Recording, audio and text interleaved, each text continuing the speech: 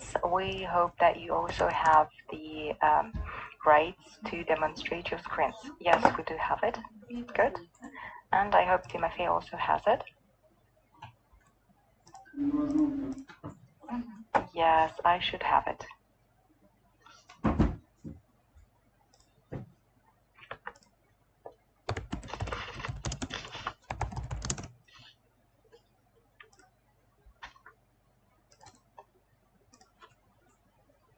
Мышка тупик дарит. Да.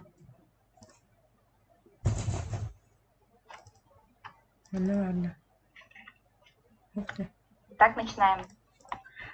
Добрый день, доброго времени. So let us begin. Good afternoon, dear participants of the second Northern Youth Forum. My name is Sardana Zhendrinskaya. I'm one of the co-organizers of the Northern Youth Forum, and I'm very glad to see you today at our session titled Eco-Volunteering and Environmental Protection. Before we start, I would like to tell you a little bit about our Northern Youth Forum. We have here some participants who participated last year, and we also have new participants who maybe do not know much about our forum. So the goal of our Northern Youth Forum is bringing together the potential of international youth cooperation for solving issues of the North and the Arctic. And today the topic for us is environmental protection, climate change, and this is one of the global issues. Climate changes have a huge influence on the society and the economy of the world, because these changes are happening rapidly in the Arctic specifically. The problem of environmental protection are very important because all the bad influence, they destroy the nature of the Arctic. So all the initiatives are being created to help the population of the Arctic and to its nature. So today I would like to introduce our speakers. First we have Timofey Silvestrov, the coordinator for involving volunteers. He is a student at the Northeastern Federal University from the Sakha Republic. We also have with us Peter Halderson, the member of the Arctic Youth Network. He is with us from Iceland. Next, we will have Maria Artemyeva, a teacher from the local children's center at the Verkhoyansky Ulus. With Maria, we will have her students Irina Neustroeva and Karolina Vasilieva. They are school children of the Batagay Middle School. Before we begin, I would like to remind you of our rules. So the speakers will be talking in the order presented. You will have 15 minutes to talk, including Q&A and suggestions.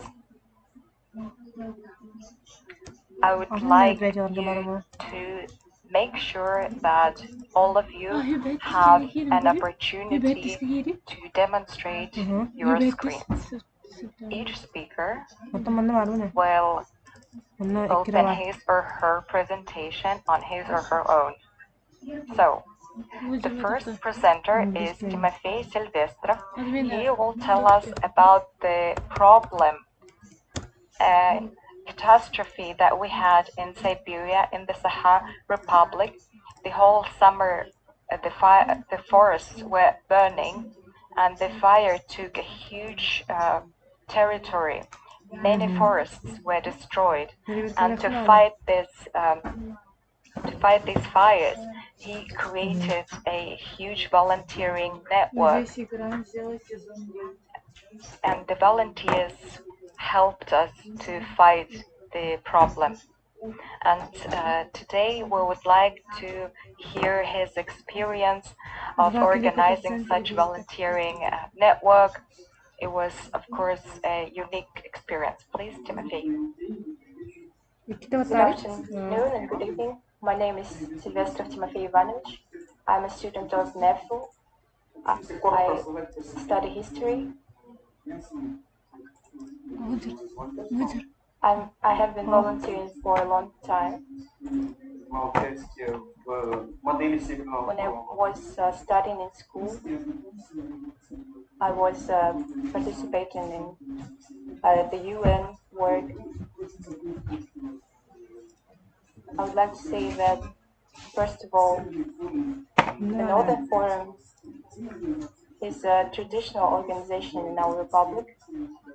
They are working for 30 years already.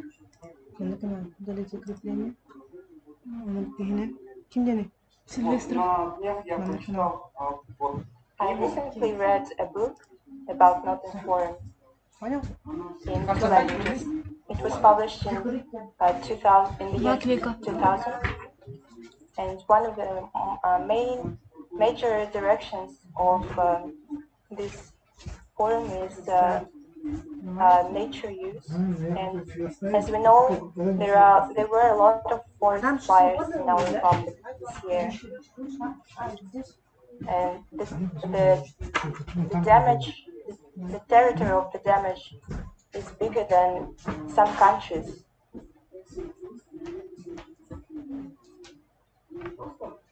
It all started from a very difficult situation.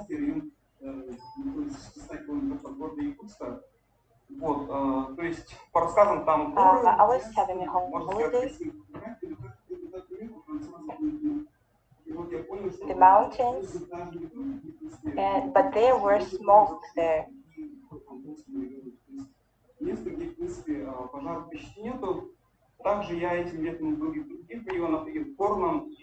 I was in Gorny, Ambinsky, and everywhere was smoke. It all started in July, when our initiative group started, and they were finding volunteers in social media. They were finding food, clothes. We had more than 100 people, and on July 18, we had the first meeting, and that was the beginning of volunteer headquarters. We had a lot of public actors. I would like to show you first photographs. Unfortunately, I don't have a presentation, but I can show you some pictures. Can you see it? First of all, I would like to introduce the head, Константин Афанасьевич.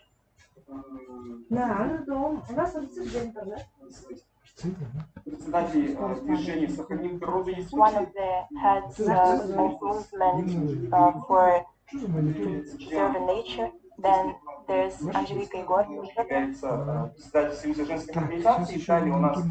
Ольга Григорьевна Григорьева, она является создателем бренда «Камелек», и справа у нас общественный деятель Афанасий Павлович Алексеев. Да, то есть каждый человек, который принимал участие в штабе, это был либо бизнесмен, либо же общественник. То есть такой человек, которому не равнодушно, чем дышит общество и что каждого волнует. Да? То есть каждый из них приходил и рассказывал, что вот невозможно уже дышать этим всем. Вот. Наш штаб образовался также при содействии Центра по работе с волонтерами. Это у нас некоммерческая организация, вот, где я сейчас нахожусь. Да? Вот. У нас есть свое помещение, и на этом помещении мы как раз начали собирать людей. Но вот на этой фотографии вы можете видеть, как проходит инструктаж. То есть процесс, в принципе, несложный. То есть объявляется сбор, набор людей, мы отправляем рассылку по WhatsApp, по Instagram, да, приходят люди, желающие, все они проходят регистрацию, то есть мы их себя отмечаем, то есть по документам, по персональным данным, также каждый из них получал страховку. Вот, получить бесплатную. Ну, в процессе инструктажа они учились, в первую очередь, как оказывать первую помощь, вот, также как не заблудиться, как вести себя в лесу. Далее. Это у нас также инструктаж. Вот, в конце июля, в начале августа мы переехали на 50 лет победы спортивный комплекс. Это очень большое помещение, где мы вот смогли собирать гораздо больше людей. Вот, всего у нас в работе штаба принимало участие более 50 человек. То есть каждый человек, который... In the picture, you can see that we had many volunteers, and of course, before going on the field, they went through some requirements and safety instructions. So everyone using different sorts of instruments, they were helping. You can see it very well on this picture. They were digging a mineralized line. On the right, there was a fire, and the main goal of the volunteers is to put the fire out. They are not professional firefighters, so they are not risking their lives.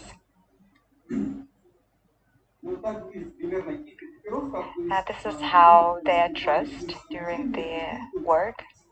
We bought special clothes. You can see that they have a special equipment. It's yermak bags. They also were provided with food. For example, here you can see it on the picture. We received different sorts of food, milk, some canned food. And here, this is the very typical picture. Here you can have the mineralized line. On the right, fires, burned fire, and on the left, a normal fire. So typical groups consist of 10 or 15 people. All of them are men. They are all volunteers. In total, our volunteers participated in firefighting activities in 10 regions of the Republic. We even had situations when the smoke would cover the forest completely, and it was very hard to work. So what else can I say? I'd like to mention that here you can see that they have this bags on their backs that spray water on fire. And this is how we were working. I can show you that as soon as the volunteer comes in, he has to go through the registration process here at the tables. He receives an insurance and he is included into a group.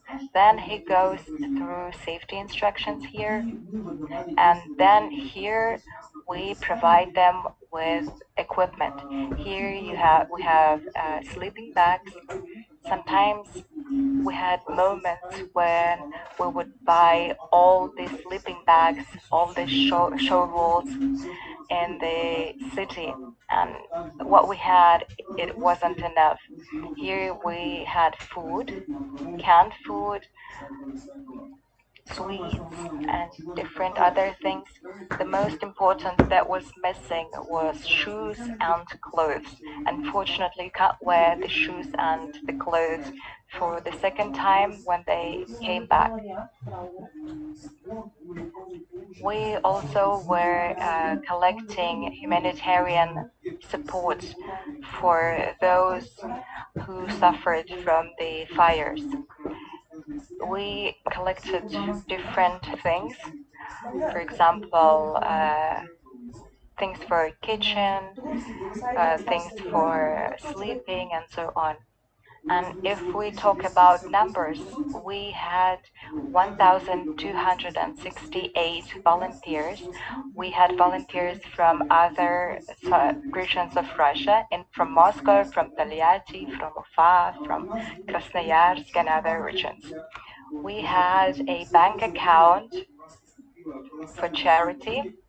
We received a big sum of money that would be 38 million rubles. 25 million of them were from business members and 13 million from physical members.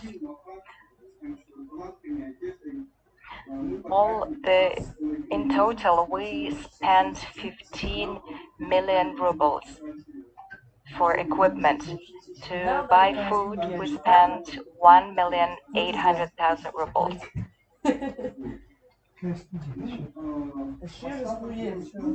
And what was left, it was about 20 million rubles. We decided that we would preserve this money in case we can use it next time if another catastrophe happens. And as for the regions, our volunteers worked in Verkhneveluysky, Gorny, Kadai, Megina, Kangalasky, Namsky, Tatinsky, and other regions of the Republic. And more than 200 people were processed every day by us. I will show you one more picture. Here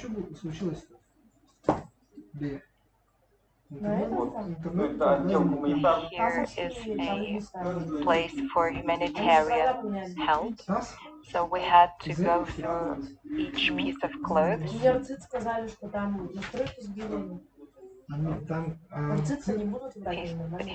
This is how our headquarters were working. This is the safety instruction being conducted on the picture. This is the group who went to Verkhneveluysky Ulus. And unfortunately, there were no deaths among volunteers. And you can see that each group receives its equipment. Maybe you have any questions?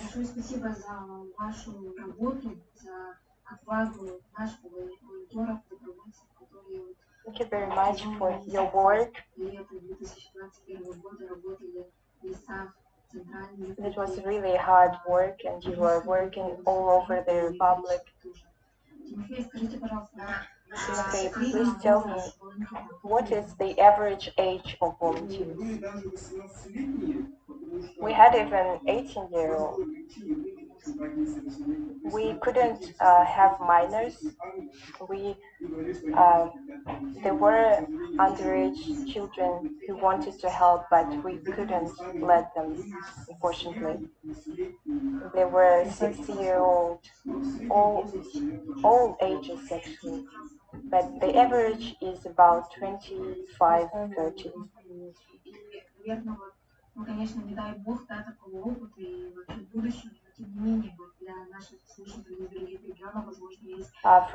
For our listeners from different regions, it must be interesting.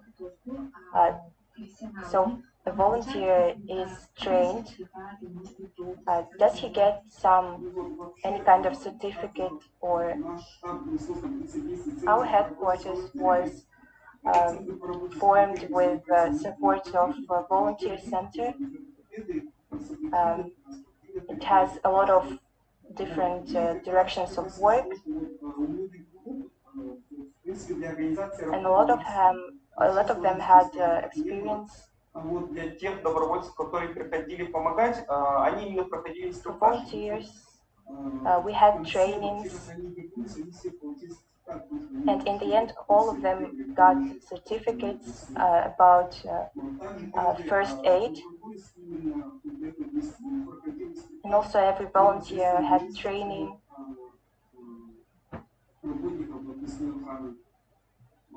from forest workers. forest safety workers. So everyone was trained and equipped. What is the length that is recommended, like maximum length of days?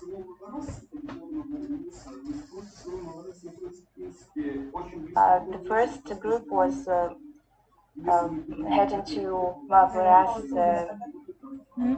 village, and the first people were going there for 3-4 days. But then we understood that when the person settles, it takes time, and so we decided to have 5 days minimum. But the average is a week, and most of groups were there just for a week. And also, I have another interesting question.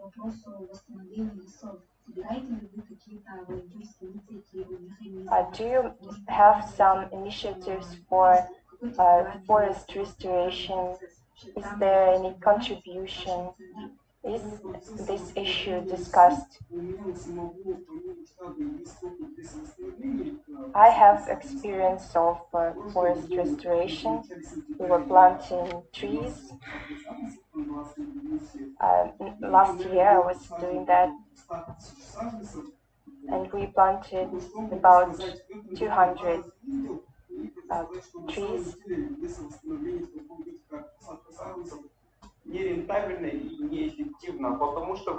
sometimes it's not very effective because only 3-5% of plants survive. Anyway, it might be relevant where there are some deposits where technology or human impact. Also, we had movement Save the Forest.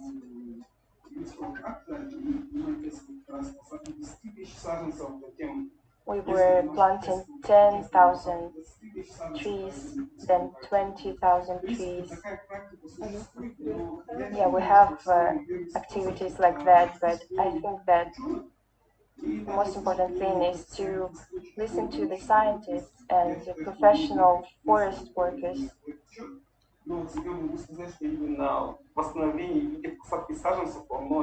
Forest restoration, meaning the planting, is not very effective actually.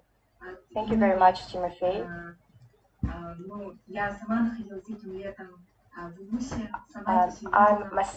I was in these areas and saw the smoke, and I want to thank you and your volunteers. I wish you to have less work like this. I wish this to not happen again. And now I want to give the floor to Petr Hagelson, member of the Youth Arctic Network. He has a very interesting topic. Nowadays we have a lot of public organizations that are interested in environmental protection. And Petr and his group developed a very interesting project, the handbook for cooperating with the government. It's very interesting for public organizations. Petr, as a co-author, will present this project and handbook.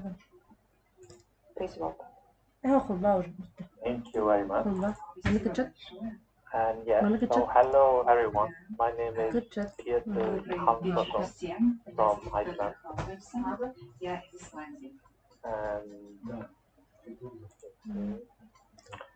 so I want to share with you a little bit about this handbook for environmental advocacy.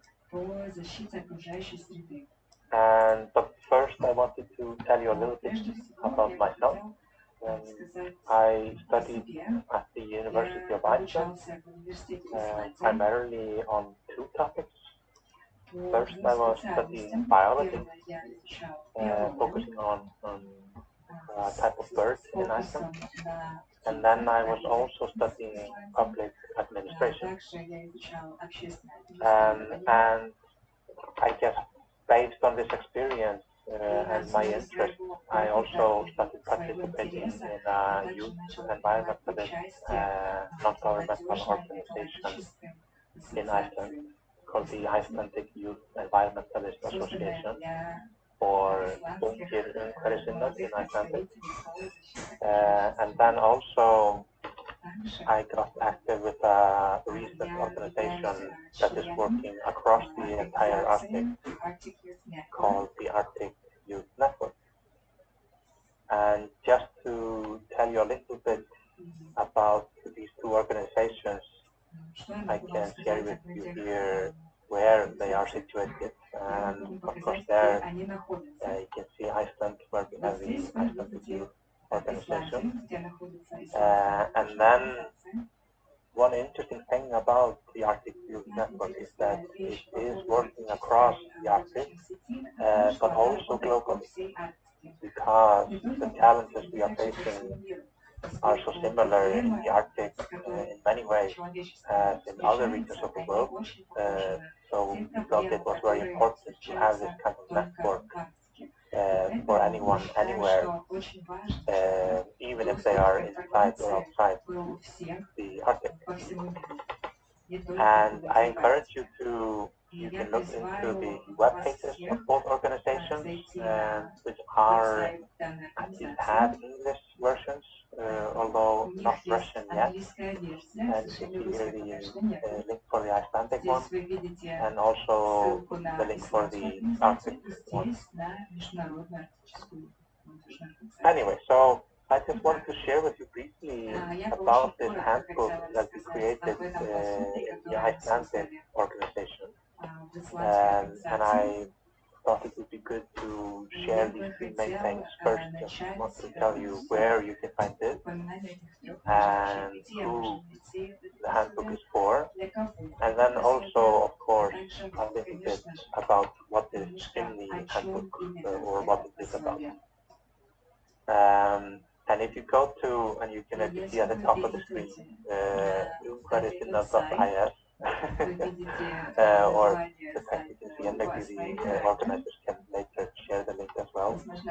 And basically, you can see there's a little bit missing from the translation there at the top, but if you click on that specific link, you go to this subpage, so you can also click further to open the handbook in English. So what we did is that originally we wrote it in Icelandic, and then we have also translated it to English.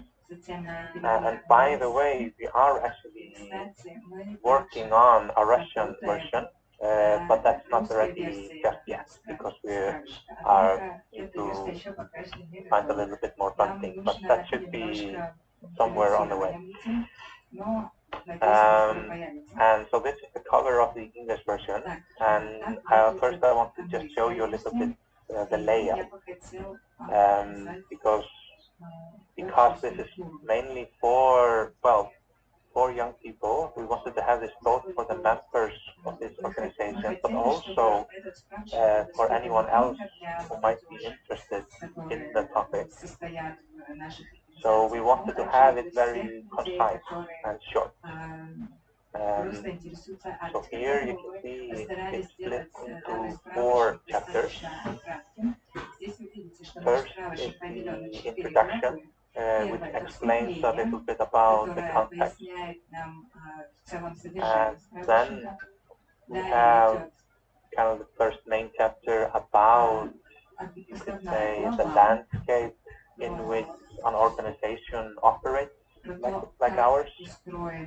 So who are you dealing with and how? And then there's a chapter about this particular organization. And I think it also can maybe give you an idea how you can think about your own organization, which of course, are different and in different places. But the main idea is that it's very important to know how your organization fits into the broader group of organizations, governments, and so on. And then in the fourth chapter, we talk about the process of advocacy, where you kind of start deciding what you want to do and then how you want to do it and so on. And then at the end, we have the glossary, because throughout the book there are terms that are quite technical maybe, so it's good to have. And the good thing about the layout is that when you see, I think it's a red color that takes you to the glossary. So we have a very good graphic. Yeah, so if we just look at one chapter each, and I'm going to just share maybe one thing from each chapter. So who is this handbook for? It is for you and anyone who would like to have a positive impact on the relationship between society and nature. And here you can see that we wrote, it's intended for young people who want to have a good future and push for systematic change in favor of the coexistence of society and nature. And the reason for this is that, well, I guess obviously people all around the world and societies are often struggling with cooperating with nature and not, destroying everything. So that's the main purpose of this, and we want to put this forward in a very constructive manner, because it's very important to keep positive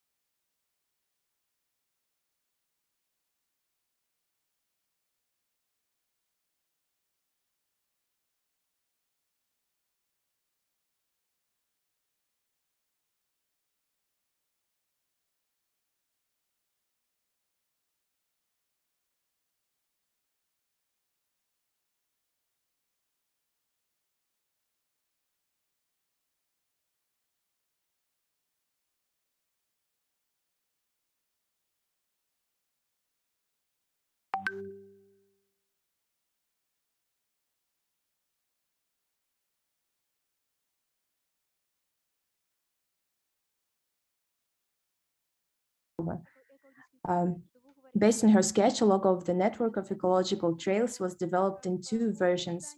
A number of activities took place to create ecological trails in the schools of the district. For example, 103 school children from 16 schools participated in the competition of environmental banners. Their work was evaluated by 6 teachers from the initiative group, Olga Syana and 9 young ecologists. As a result, 13 ecological trails of 15 educational institutions of the Verkhoyanski district were organized. To make it clear which ecological trails we organize, I would like to briefly tell you about our ecological trail. The project of the educational ecological trail Sputnik was developed, and the route of the trail on the hills surrounding the village of Batagay was laid in 2015. The total length of the trail is 3 kilometers. There are 12 stops along the route. Each stop differs from the other in the features of natural objects or places of human interference. Educational ecological excursions, intellectual sport games, competitions are held in accordance with the themes of the stops. And thanks to the Presidential Grants Fund support for the Sputnik project, a cooperation agreement was signed between 3 educational institutions. So we have a lot of different events. And now let me give the floor to Karolina Vasilyeva, a student of the 9th grade of the Batagay school. She's also a participant of research, and she's a prize winner of Republican Russian conferences, and her work is connected with the chemical composition of drinking water in the village of Batagay.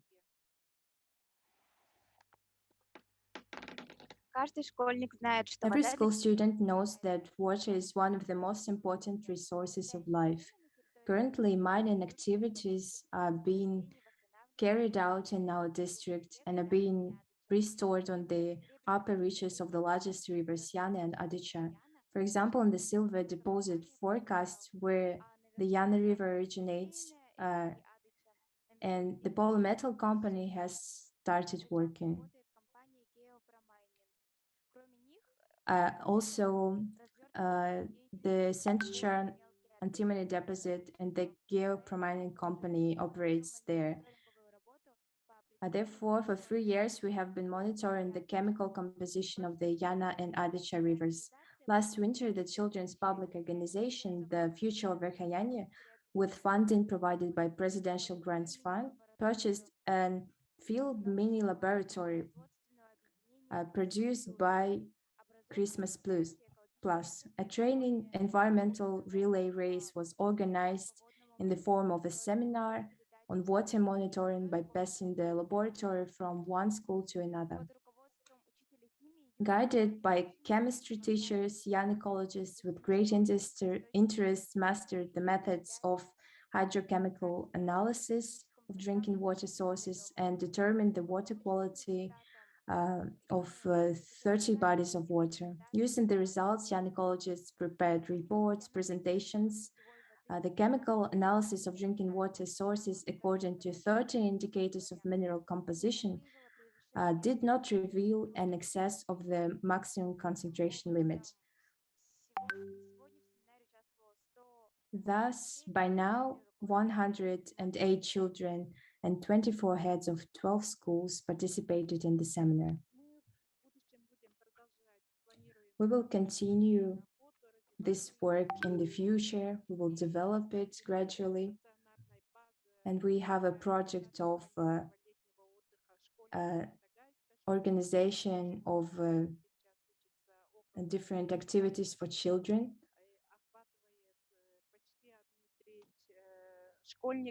It covers almost the third of all school children of our district. We will have environmental education there for children from all districts. We we already have this project and we have a place, but we don't have enough funding. But we hope that creating of this network of ecological trails will unite teachers around the issues of environmental education, and we hope it will be fruitful, and our children, regardless of the chosen profession in the future, will always think about the well-being of the natural environment. Thank you very much for your attention. Thank you very much for this information. This is very interesting work, and even school children do this work. Do you have partnerships with other districts of the Republic, or maybe even other regions with the same climate, for example? Not yet. We don't have it with the Russian regions, but we have it with southern regions. For example, in our region, we have a research expedition every year. It was before pandemic. And we had children, participants from Tompon district, from Suntar. So yes, we sometimes do have this partnership, but not permanent. Thank you. I think that in this Northern Youth Forum, we have a lot of projects where we meet with the school children. Of course, now it's all in online form. We can have online meetings, for example, to share our experience with your school. Thank you very much. Thank you to all the speakers for this interesting information. And I think that this session was very interesting, and our listeners found something interesting for themselves. And if you have some questions, you can text me. And I wish everyone fruitful work in your. And if you have, if you want to participate in other events, you can look through the website of the Northern Forum. Thank you very much and goodbye.